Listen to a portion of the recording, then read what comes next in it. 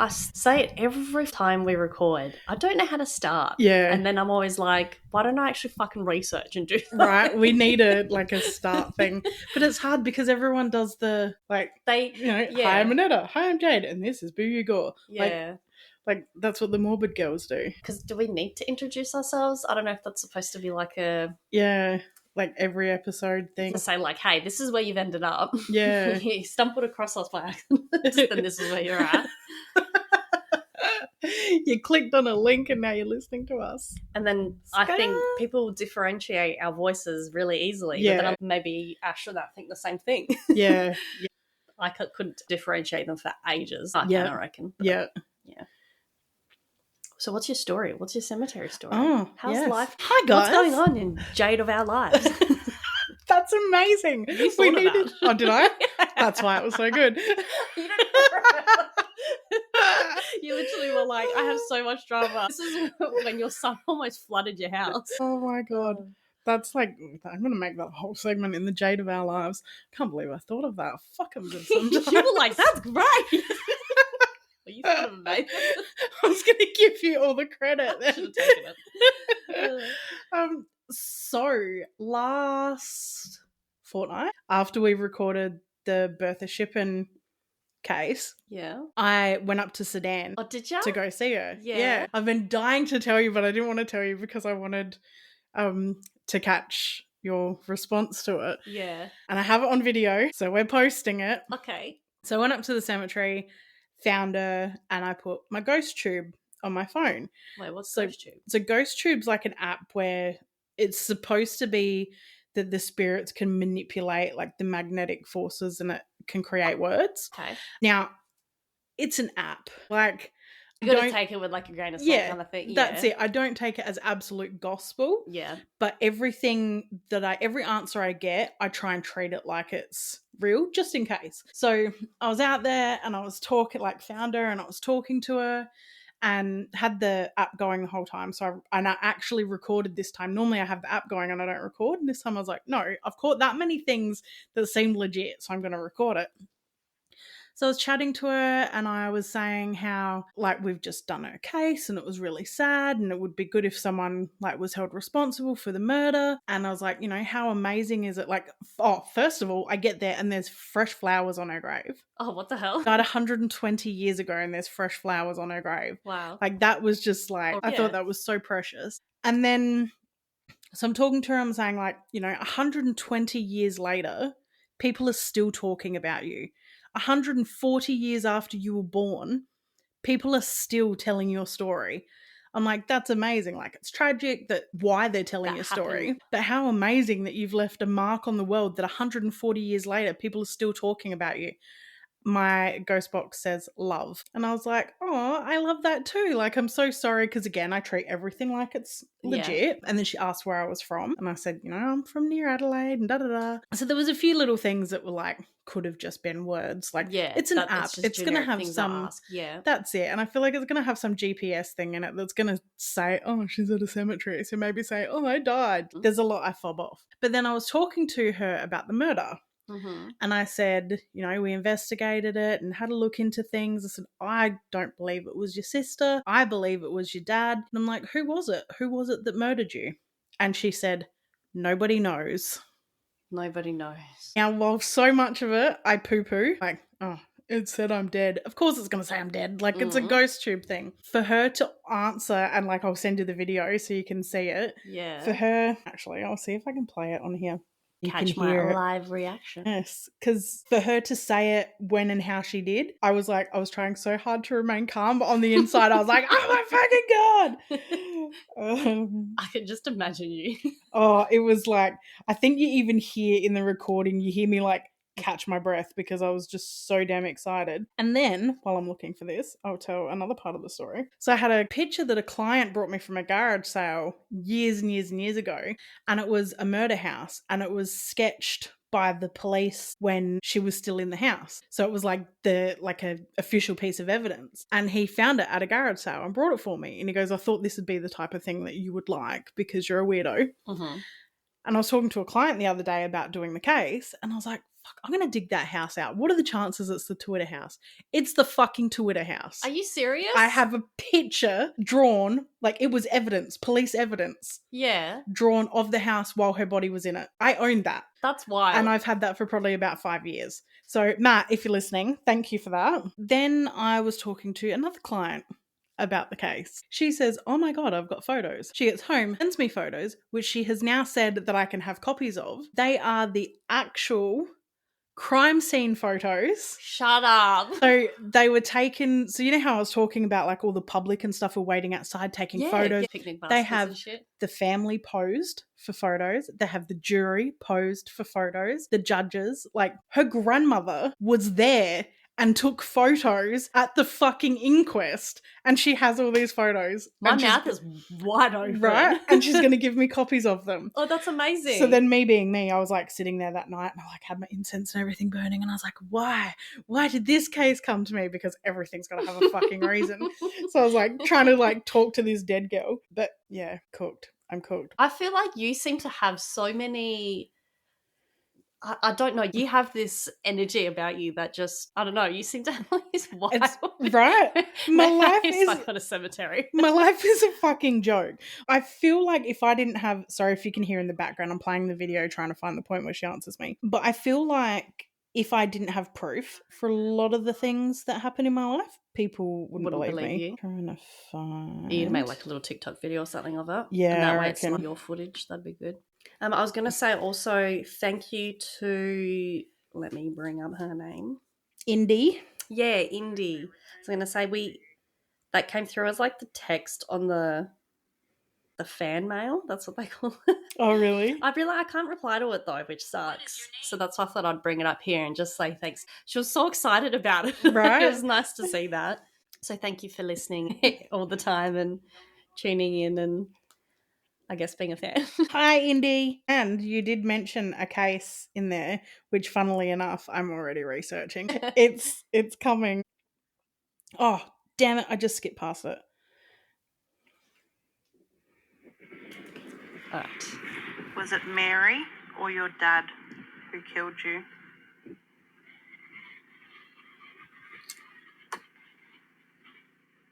Nobody knows.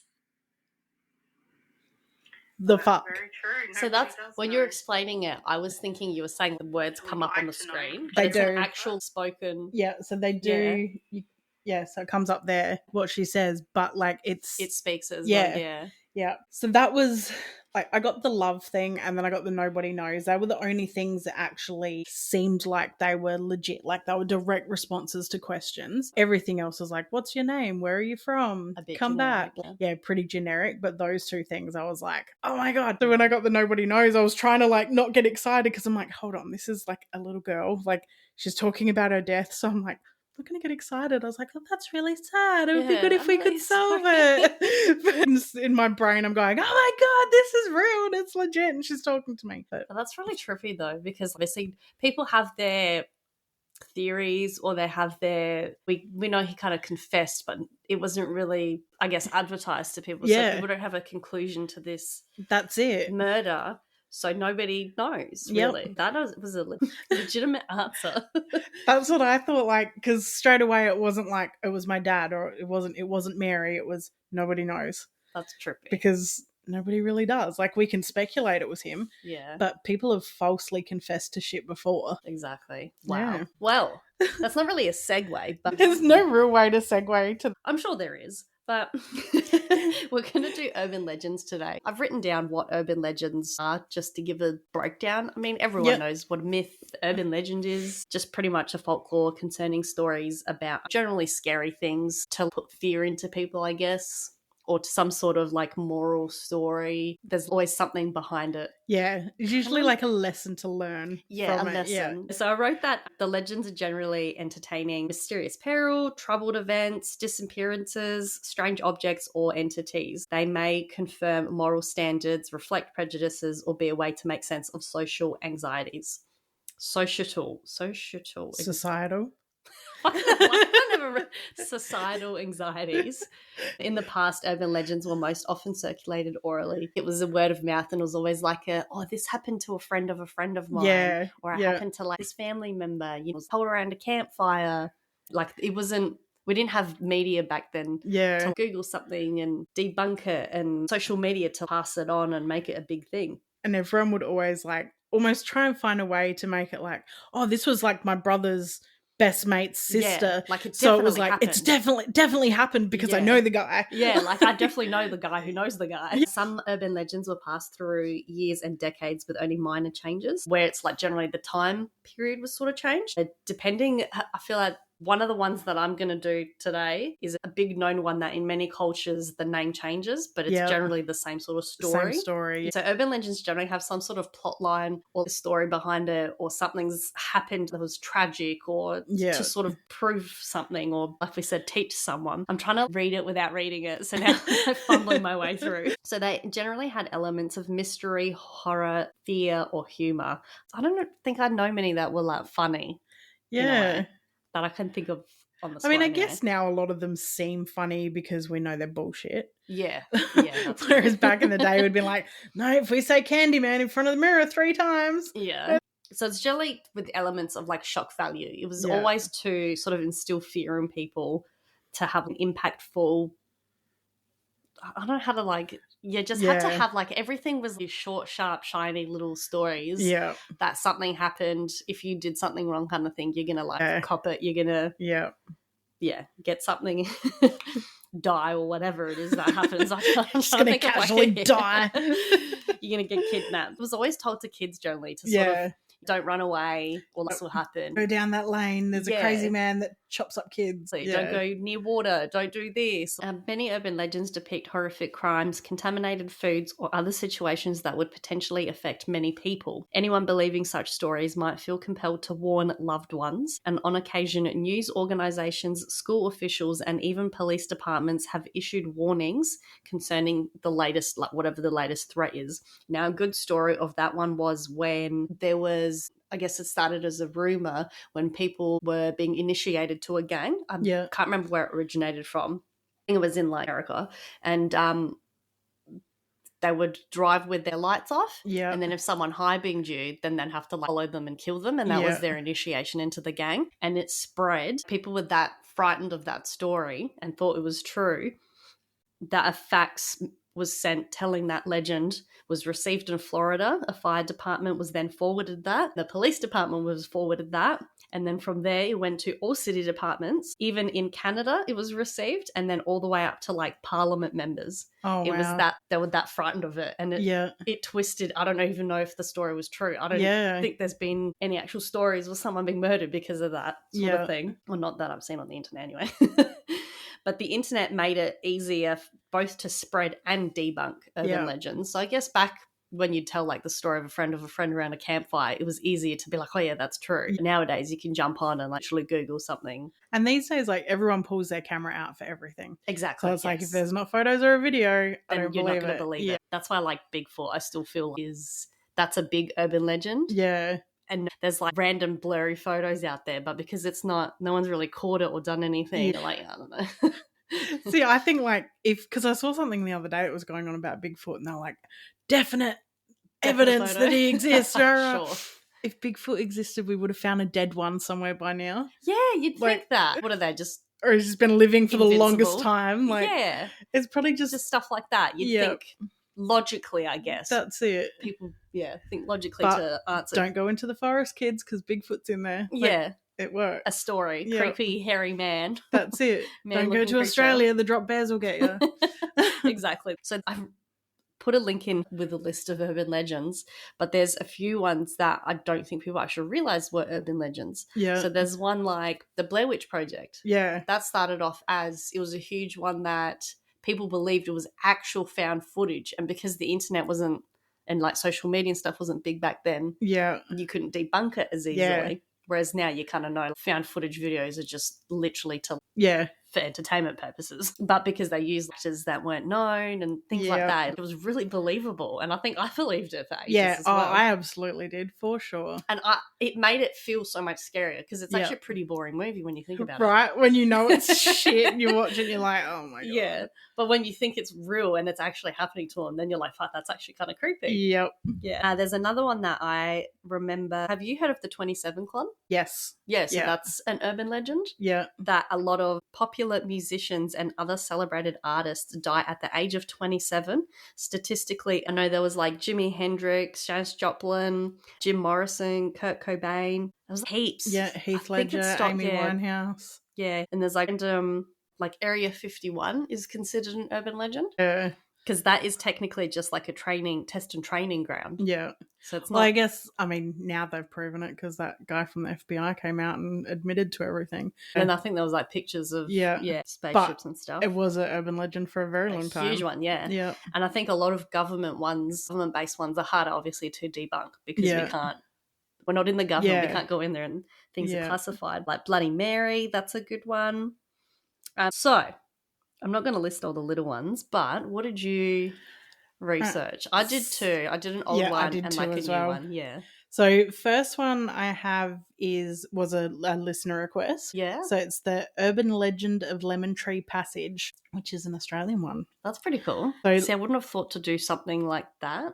Oh, well, this one I'd never heard of. Yeah. And then, I think I've seen he's commented on a couple of that's cool. So I was like, oh, all right, I'll suss this one out. So Lemon Tree Passage is a 40-kilometre stretch of road in Port Stephens, New South Wales. It's said to be the state's most haunted stretch of road, with reports of paranormal phenomenon stretching back over the past few decades. It's said that if you travel at speeds over 100 kilometers per hour, a single headlight will appear behind your car, with people reporting seeing the apparition of a man riding a motorcycle along the stretch of road. So apparently he only appears if you do over 100. The cause of the lights has never been found, which has led locals to believe it is the ghost of a 20-year-old motorcycle rider who, along with his passenger, died in an accident. Reports from 2007 state a man and his passenger were travelling in the stretch of road when they collided with a four-wheel drive at Tanilla Bay in Port Stephens. The passenger was flown to a nearby hospital where he died shortly after. Many people believe the story to be fake, with it all being just a cautionary tale trying to prevent speeding along the stretch. That's not really like saying you have to go over a certain speed to see him. I feel like would entice people to then speed. Yep, exactly. Which is my next point. Sorry.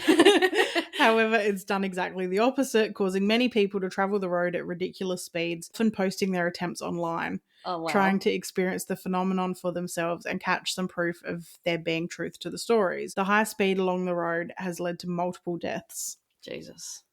So Port Stephens police patrol the area often and have caught motorists travelling at up to 180 kilometres per hour. The story even prompted the 2014 horror movie titled Lemon Tree Passage, which is said to have definitely taken some creative license in the story. I've never heard of it. Yeah, neither have I. I do want to look it up now though. The story gained vast media attention, and almost 2 decades on, people are still sharing stories of seeing the ghostly motorcycles' headlights in their mirrors. Wow. Yeah. So even though it's kind of been debunked, people still say, yep, I saw it. And I think sometimes if you believe something so hard, you'll convince yourself you see it. Yeah, you'll convince yourself that you saw like a glimmer of a light or a shadow or something just to be like, I've seen it. Yep, exactly. Wow. Yeah, so he said they used to go out there and sit there and watch. So they would obviously find somewhere along the road and sit there and wait to see the motorbike appear behind cars doing the wrong thing. So, oh, wow. So you think like others would be able to see if you're not in the car. Yeah. Yeah. Oh, wow. That would be... That could you imagine though, like being out there, like there's so many, I hope I'm not spoiling anything you've done, but there's roads out here, like there's a road just out the back of Anglevale where apparently they see a man walking his dog all the time. Yeah. And then there's one, the Soldier of Port Wakefield Road. Yeah. Where people pull over to pick him up because there's a soldier standing on the side of the road with his bag. So you think you get and they pull over, pick him up, gets in the car and they look in the rearview mirror, there's no one there. Wow. Multiple, like throughout the years, multiple people have said they've picked him up, truck drivers, thing. And then he just disappears. Yep. Imagine that. There's the guy out on Warren Road in Birdwood, and he's the same sort of thing, stands by the side of the road with his bag, and you see him clear as day. I've seen him twice in 3 years.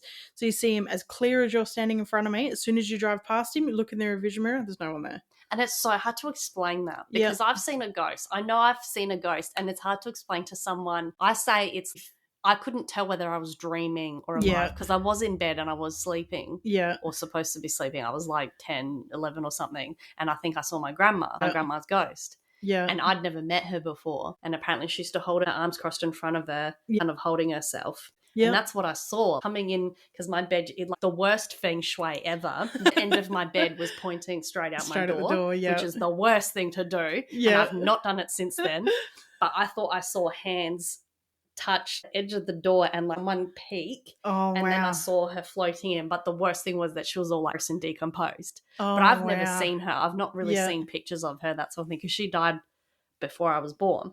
But yeah, I told my mum about it and she's like, my mum had short black hair and she used to hold herself like that when she was sick and used to walk around the house like that. Wow. And I was like, oh, that's so creepy. Yeah. She could have at least like appeared she was a lovely old lady, not a fucking rotten corpse. Because mum was like, why are you scaring my daughter?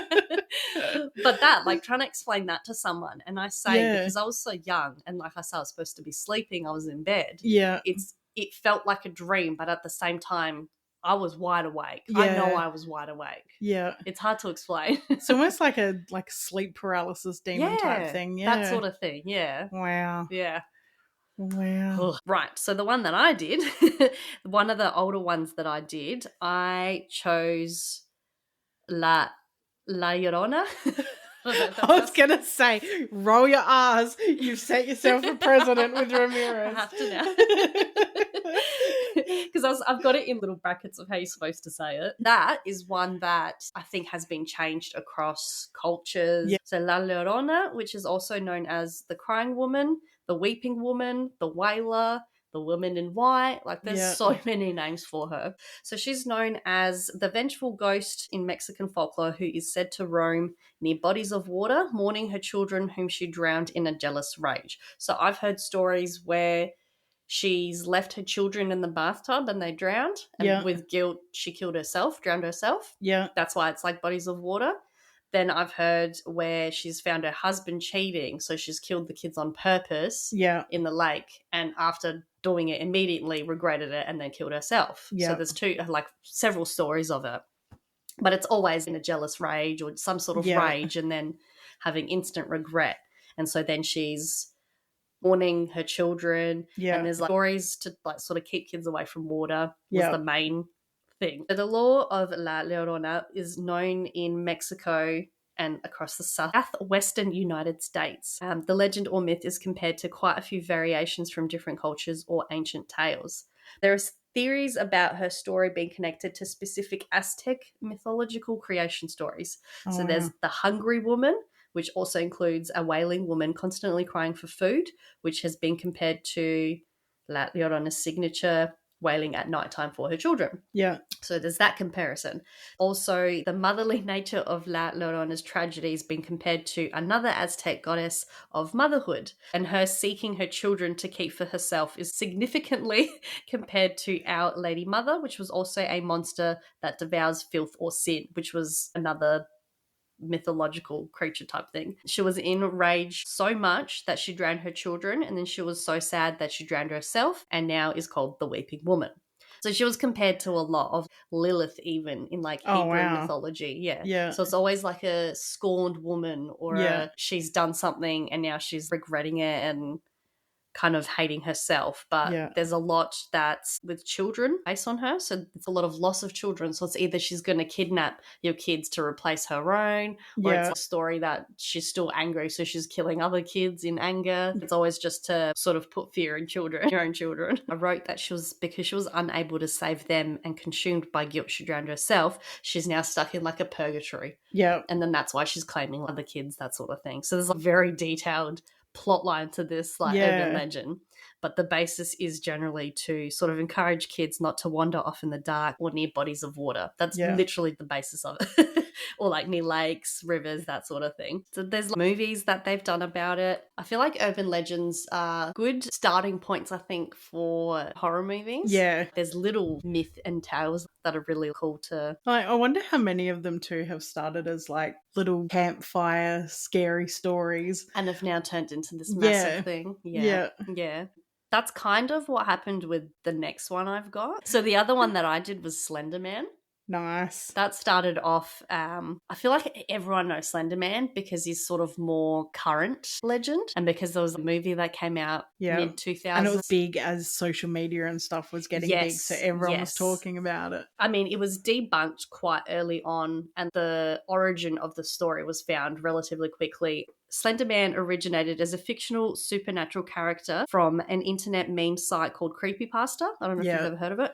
Created by Something Awful forum user known as Victor Surge in 2009. 2009 isn't...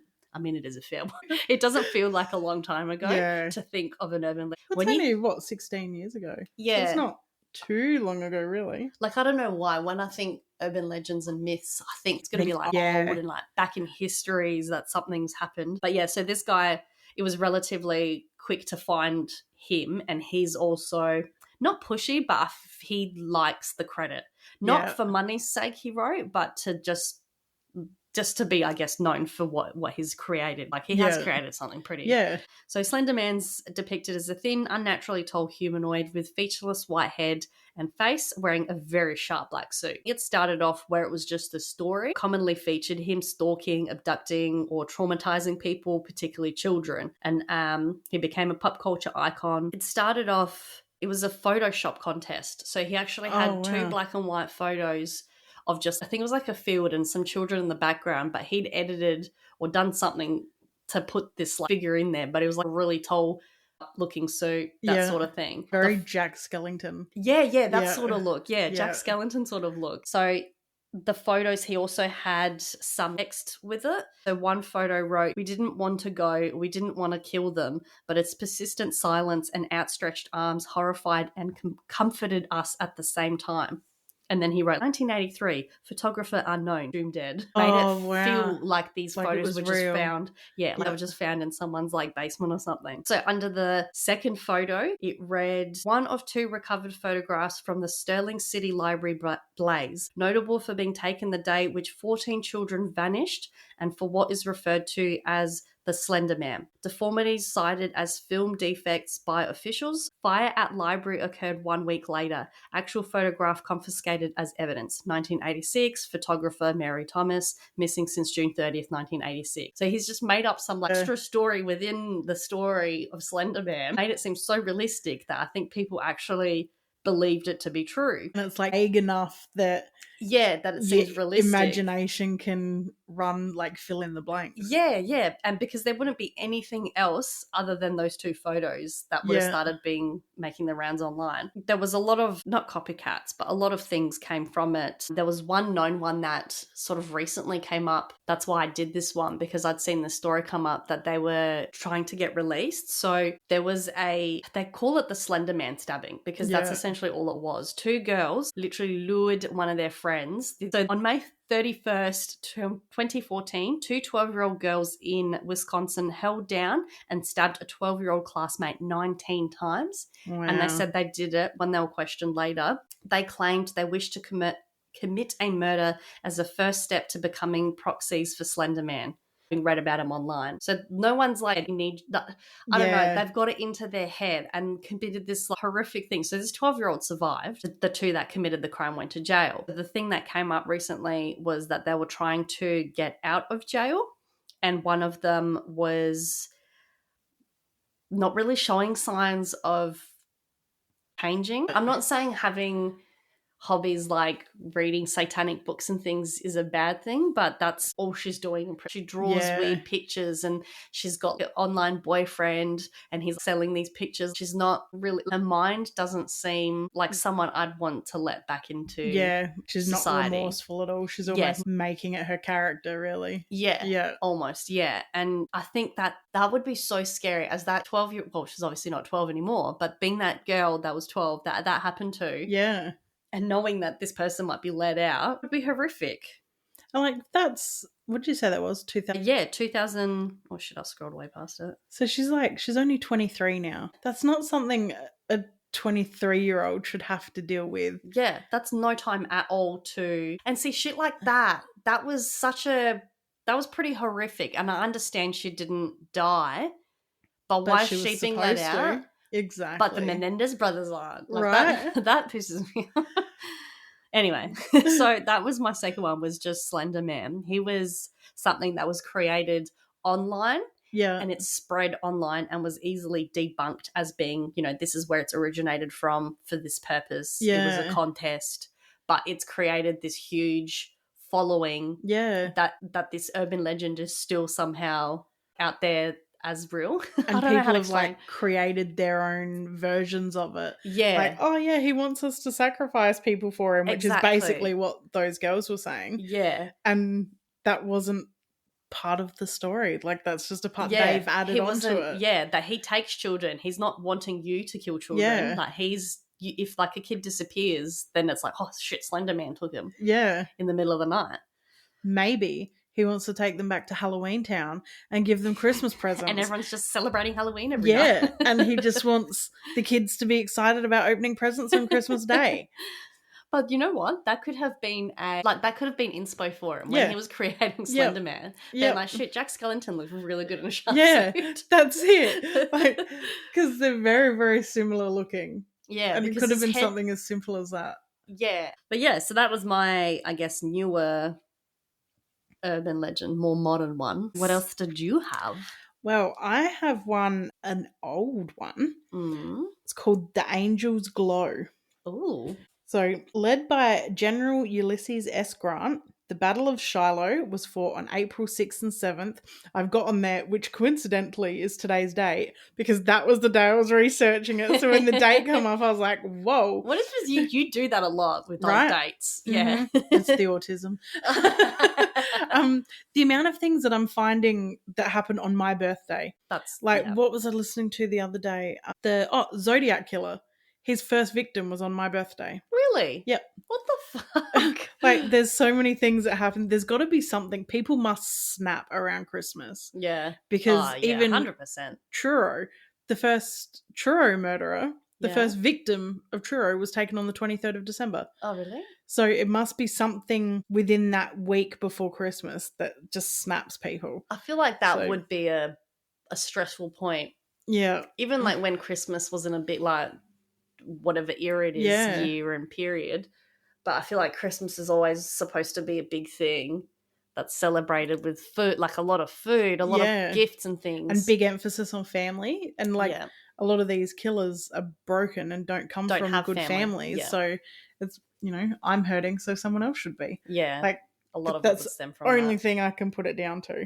Led by General Ulysses S. Grant, the Battle of Shiloh was fought on April 6th to 7th in 1862 in southwestern Tennessee. This was a major engagement in the Western theater of the Civil War. The battle resulted in a Union victory, with heavy casualties on both sides. It was the bloodiest battle to date at the time, with 23,000 casualties. This would later be shadowed by the Battle of Gettysburg. Dead and wounded soldiers would lay in the rainy, muddy Tennessee battlefields for 2 days waiting for medics, and as the sun would set on the wounded men each day, a glow could be seen over the battlefield. An unexplained angelic glow hung over the soldiers, and it wouldn't be until the medics entered the field that they would see the glow was coming from the wounds. They would appear to shine with a bluish-green haze. So you've just got this plot of land with dying soldiers in it, and at night it just glowed. Anyone who saw it assumed it was the angels. The angels are looking after the soldiers. So the living soldiers were tended to over the next few days. Medics would notice that wounds that did not seem survivable miraculously healed. They healed quickly and with minimal cases of infection. So it goes without saying that in 1862, medicine had quite a long way to come, and quite often infection would kill you before your body could heal your wound. The people commonly died suffering from injuries that are very easily survivable today. The unexplained glow in a time where people crave the supernatural would be dubbed the angel's glow due to the high increase in recovery by the affected men. It was believed the injured soldiers had been saved by the angels. The angels were healing the soldiers quickly because they agreed with their plight. In 2001, 140 years later, Phyllis Martin, a microbiologist, and her 17-year-old son Bill would collect samples from the soil from the battlefield in Shiloh. What they discovered was that the soil was rich in the bacterium Photorhabdus luminescens, known as P. luminescens. So Bill and his friend Jonathan Curtis figured this would have been the source of the glow, as the P. luminescens glowed a pale blue. The boys learned that in the soil, the P. luminescens lived inside nematodes, tiny parasitic worms. These worms would burrow into insect larvae in soil or in plants. Once rooted in the larvae, the nematodes would vomit up bacteria, which releases chemicals that kill their host and any other microorganisms living inside them. The boys discovered that the nematodes cannot survive in the usual temperatures of the human body. However, left in the cold, muddy, rainy fields, temperatures of the wounded soldiers would have plummeted that low that the nematodes could not only survive but thrive. It's now known that this is what happened to the Angel Glow soldiers. Their wounds would become contaminated by the soil containing the worms. The symbiotic worms would feed on the bacteria and then release their toxins and enzymes, essentially cleaning the wound by killing the bacteria. Oh, wow. So it healed them. Yep. So basically the soldiers were saved by venom. So how crazy that all those years it was the angels looking after the soldiers. Yeah. Which is kind of like a hope. Not hope. Yeah. It was it's just a positive outlook. I was going to say a beautiful way to sort of look at that. And I feel like it would be easy to get to that thought. I solely, wholeheartedly believe that a ghost spoke to me through a fucking app on my phone. It would be very easy to look at a field of people that should be dead who are surviving and healthy, and they're glowing in a time where they were all about the paranormal and religion and it would have God. been hard to explain. Yep. It would have been so easy for them to go, God's doing this. Yeah. God's saving them. Yeah. Like they said, wounds that should have killed them were healing quickly. So it was like, well, that's unheard of. That's it. Yeah. So how they came to that it's understandable. Yeah, that's it. And there was books written about it. There was people traveling, telling the stories of the angels that helped, and priests and stuff were using it in sermons. Angels helped these soldiers, and because we believed, the angels brought our men home to us. It was a whole thing, and it was just a bug in the soil. A bug. How cool. Venom. That's pretty interesting. That's a cool urban legend. Right? I was like, as I was reading through it, I was like, oh, it's not so much urban legend. The more I read through it, and I was like, but it's a really cool story. I think I know we say it's to tell a story or put fear into something, but that is... It's more of positive spin, it's like a myth. Guess. Yeah. That turned out to, But there's so many urban legends out there, and so many that get created. Like Slender Man was literally not that long ago. And it was so hard to narrow down to two because there was so many. I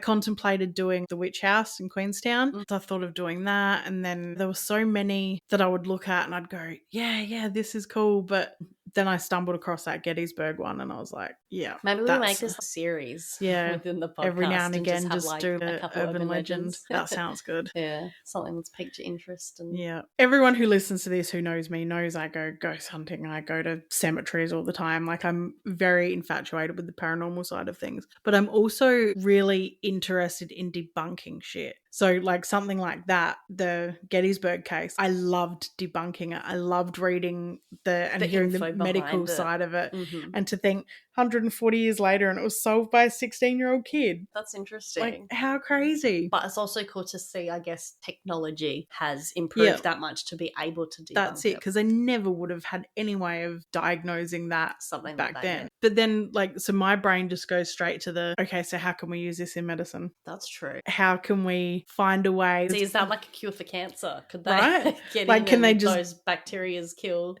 That's it. Put someone in a position where their body is so cold, pump this into them to get Yeah. going. And Yep. that's actually... And the bugs can come and eat the cancer. Trademark, Jade Gregor, 19. Yeah, what year is it? 4:22 Yeah. p.m. 4:22 p.m. That is owned by Boo You Go Podcast, and we will take all the royalties made from... medically and... Yeah. You have 90%, I'll have 10% because I did nothing. But that's interesting. That is so true. That's something like that. There's got to be a way that can be used in medicine. Like, surely that's way better than pumping you full of like chemo treatments and radiation. Yeah, radiation that's going to overheat your body and everything and else. Be constantly sick. I know you can still get sick and do damage from being exposed to the cold. These guys survived.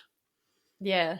In a time when they didn't have everything else. We've got everything else now. When, like, sepsis or things were so easily... Yep. So there's got to be a way that can be used in medicine these days. Actually, why haven't, like... You know what? I legit think, like, cancer's been cured, but they just don't want to... Oh, absolutely. See, that's not an urban legend, but that's like a conspiracy theory. Yeah. But 100%, because the medicine world, all that would be shut down. They can give you a course of tablets now to cure AIDS. Can they? Yeah. Yeah. If they can do that, they can do something with cancer, but there's no money in healthy people. Because the amount of money that goes into cancer research. Yep. Yeah. And there's so many people listening to this right now rolling their eyes. They're like, oh my God. That's not really like a conspiracy theory. That's just... Yeah. I feel like at this point, that's it. Like, I feel like at this point it's fact. Like, everyone knows. Yeah. Like, they can't hide shit from us anymore the way they used to. And they don't even try to now. Yeah. Like, when they came out and exposed all the shit about aliens, they don't even care anymore. They're just like, bitch, this is what it is. Deal with it. Our lives are so traumatic enough that we're just like, eh. Well, Oren was reading a thing that said, and again, this sounds so crazy far-fetched, but as we've learned, truth is very much stranger than fiction. It was like in the 50s or something when the Area 51 thing happened, whenever that was. Yeah. Apparently, the US government signed basically like a treaty thing with extraterrestrials that they would like slowly drip feed information to us about aliens so that when we did find out they were real, we wouldn't freak out. It wouldn't be such a... So they said through all the years, they've drip fed us stuff in movies, in conspiracies and all this stuff. So that when the truth came out, we would just be like, meh. Yeah. We know. We've known for 70 years there were aliens and you're lying to us. We're a bit like sensitized to it because we've watched, you know, people getting butchered in like Saw or exactly. We're not, it's not as traumatic. Which is exactly what happened. A guy sat there and said, hey, yeah, there's aliens. And this guy was killed because he tried to expose it. And this guy was killed because he tried to expose it. And this was broadcast over national television. It was fucking everywhere. And we just went, meh. Yeah. I was going to say something. I can't remember what. Sorry. No, you're right. On a rampage. We should have like a sister channel called Jade's Rants. And I just rant about shit. We've got Jade's of Our Lives. Yes. Jade Rants. Jade's Opinion. Oh, wow. But I think essentially I was just saying that that's what we made this podcast for, was to discuss things, I guess. And we did do urban legends, and then that stemmed into conspiracy theories. But that's... I mean, it's good to have episodes like this that we're not sort of talking... Yeah, it's not so structured and it's... not so broken down of this person got stabbed this many times and butchered this way. And so many people have commented on things saying, it's so funny listening to us because it sounds like they're just in a conversation. Yeah. So thanks for joining our conversation. That was great. Next time, bring snacks, bitch. I don't think you've said absolutely. I did. I've said it twice. I didn't even pick up on it. I think both times was when I was talking about Diddy needing a bullet. That was a long tangent. Thank you for our jaded talk. I think that's what I'm going to call it. Our jaded talk. Jaded with Jade. Be jaded with Jade and Annetta. This is a very weird episode. I'm telling you that. But if you have fun editing this one. That was our lovely... jaded talk for today. Go hit the bells. Yes. Follow all the socials. Follow all the things. Do the damn things. As Jade will say, hit the bell. Yep. So Boo You Go podcast on everything. Yes. And give us some recommendations because there have been a whirlwind of fun looking up things. So thank you for the lemon tree. Yep. Especially things that aren't like everyday info. Yes. Send them in because like that, like I've lost my mind over this Bertha Shippen. Yeah, I just find it wild that one, a customer's bought this to you. Right. Two, that you had the picture sitting, hand-drawn picture of the shipping house sitting in your work drawer for fucking years. Yep.